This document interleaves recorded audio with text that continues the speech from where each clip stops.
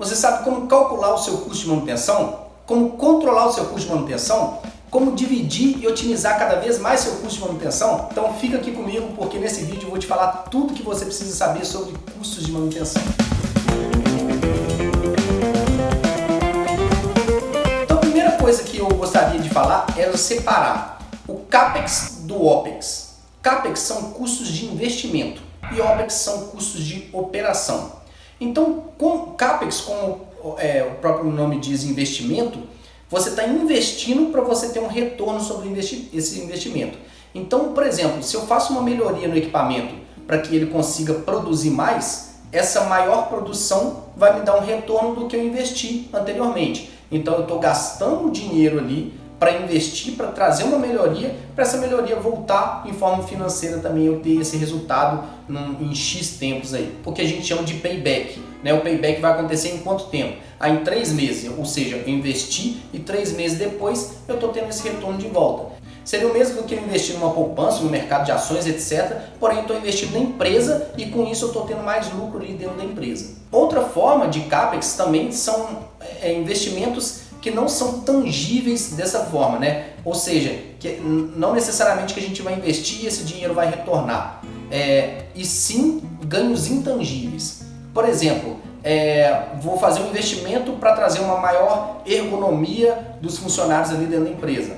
Consequentemente, isso não necessariamente vai ser medido, mensurável, mas você pode ter menos riscos de acidente, você pode ter menor pessoas sendo afastadas, você pode ter pessoas mais motivadas a trabalharem e assim por diante. Você pode fazer melhorias no processo, no ambiente de trabalho, com uma iluminação melhor, com formas, né, que vão fazer com que o funcionário se sinta melhor ali trabalhando. Então também são investimentos, mas que não necessariamente você vai conseguir mensurar. Investimentos também como adequação de meio ambiente, adequação de segurança, adequação de novas normas, por exemplo, NR10, NR12, mudou a norma, enfim. E aí a gente consegue fazer com que invista para que tenha um menor risco, por exemplo, de uma possível fiscalização e uma multa e coisas do tipo, né? Não só fiscalização, né? Mas principalmente riscos de acidente, riscos ambientais, assim por diante. E de outro lado, como eu falei, tem o OPEX, que é o custo de operação. O custo de operação basicamente separa em 3 fatores, que é mão de obra, materiais e serviços. Na mão de obra é a mão de obra própria mesmo, mecânicos, eletricistas, pessoal do planejamento, supervisores, gerentes, assim por diante. Nesse custo de mão de obra, o que tem ali? Tem o salário da pessoa, tem todos os encargos, né? INSS, todos os encargos que a empresa paga, né? Se você, por exemplo, tem um salário de R$1.000, a empresa tem um gasto aproximadamente de R$1.000 também. Então, para a empresa, você custa praticamente o dobro. Mas são custos, né, que a empresa tem ali de manter a mão de obra.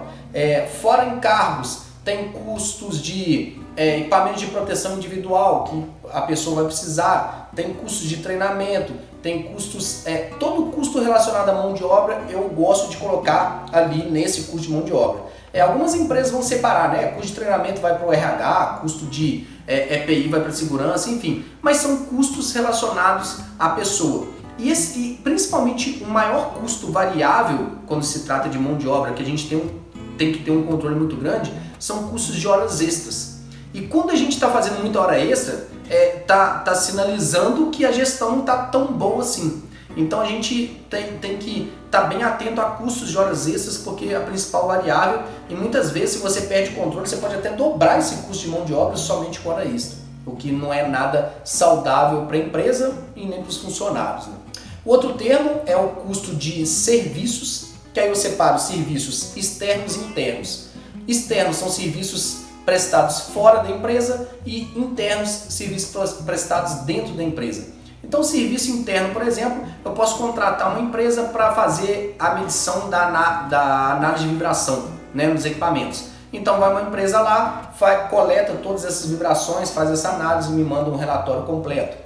Ou eu posso ter serviço externo à fábrica. Eu mandei reformar um determinado componente numa empresa de caldeiraria, solda, usinagem, etc. E ela trouxe esse de volta. Então foi um serviço, mas que não foi feito dentro da empresa, foi feito fora da empresa e trazido para dentro da empresa. E eu tenho materiais. Materiais basicamente eu separo em três, que são materiais de estoque, materiais de compra direta e materiais que precisam de uma aprovação de orçamento para ser comprado, né, que passa geralmente pelo setor de suprimentos. Então a compra de estoque, você tem um estoque ali que a manutenção ainda não pagou, né, que é como se fosse um capital de giro para a empresa. Por que o estoque é interessante dentro da empresa? Porque é mais barato eu ter aquele material parado ali para que eu utilize ele de forma rápida, eu tenho na mão, e às vezes a gente negocia também um número maior de peças, ele sai mais barato, enfim. Mas é como se fosse um capital de giro, né? Um dinheiro parado para a empresa. Ou seja, quanto mais otimizado tiver o estoque, melhor é também. Mas a manutenção só vai pagar entre aspas, né, por esse componente quando ele retirar do almoxarifado. Ou seja, a conta foi para manutenção quando ele comprou do almoxarifado. É como se a empresa comprasse, o setor de suprimentos comprasse, então aquele custo está parado ali, e à medida que a manutenção pega as peças, ela está pagando por essas peças. A outra são compras, né? Compras diretas. São compras de pequeno valor, por exemplo, papelaria, etc., que não precisa de toda a burocracia, passar por aprovação e assim por diante. Então, geralmente as empresas estipulam um limite, né? Até X reais você pode comprar direto, não passar pelos suprimentos, etc. E a compra que talvez seja um dos maiores desafios na gestão da manutenção, que é a compra que passa pelos suprimentos. Então, como que a gente gere tudo isso? A gente vai ter as inspeções, vão ter as preditivas para nos falar as solicitações de serviço, para nos falar o que é necessário a gente fazer. Do que é necessário fazer, a gente vai prover esse recurso. A gente vai falar, então para executar esse tipo de atividade, vou precisar de tal material. Então a gente vem para prover esse material, ou seja, para a gente informar qual material que vai precisar, para passar por uma aprovação, para ir para os suprimentos fazer essas cotações, para comprar, para chegar esse material para ser executado. Então isso tem que ser num tempo mínimo possível. Quanto mais a gente enxugar esse tempo, maior eficiência a gente vai ter na gestão de manutenção como um todo. Então, se for para falar em toda a gestão de manutenção, qual que é a parte mais crítica do processo, eu julgo justamente essa parte. Porque não adianta você fazer uma inspeção e identificar o que precisa ser feito se você não tem os recursos para ser feito em tempo hábil antes da falha acontecer. Ou seja, você colocou um inspetor, ele fez a inspeção, ele identificou a falha, falou o que precisava fazer e a falha aconteceu porque não teve tempo hábil para a peça chegar. Ou seja, esse processo muitas vezes foi demorado e a falha, ainda que foi identificada previamente, ela mesmo assim aconteceu. Então, quando a gente consegue ser cada vez mais produtivo, consegue otimizar cada vez mais esse tempo de prover esses materiais, você vai conseguir muito mais resultado. Então, uma forma de otimizar essa compra de materiais, compra de serviço, etc., é ter contratos previamente estipulados, valores prévios, né? Então, por exemplo, eu tenho um contrato de rolamentos, então eu tenho uma tabela com os principais rolamentos que eu utilizo já com um valor fixo, então não preciso fazer esse tipo de cotação, já vai direto comprar o rolamento. Reforma de motores elétricos, aí eu tenho uma determinada tabela também com os principais motores que eu tenho e quanto que custa essa reforma, então já tem um valor padrão, não precisa negociar todas as vezes. Ou seja, a gente tem formas da gente ter um controle de custo muito mais efetivo do que fazer com que cada caso seja um caso. Numa gestão gigante, a gente tende a perder esse controle. Então é muito mais fácil a gente ter todo esse controle para ter o controle do custo como um todo no final. Então o controle de custo, se a gente for ver o orçamento mensal, por exemplo, como é que eu vou fazer com que esse orçamento seja cumprido lá no final do mês? Geralmente a gente faz reuniões semanais para a gente controlar esse custo e saber o que está para entrar ainda no mês. Ter um forecast, ou seja, uma previsão de acordo com o que está sendo pedido, de materiais, serviços, etc. E é interessante a gente ter também esse orçamento anual, né? Então lá para julho, agosto, setembro no máximo, a gente já tem todo o orçamento do próximo ano, de janeiro a dezembro do próximo ano, mês a mês, falando o que vai ser gasto, onde vai ser gasto, etc.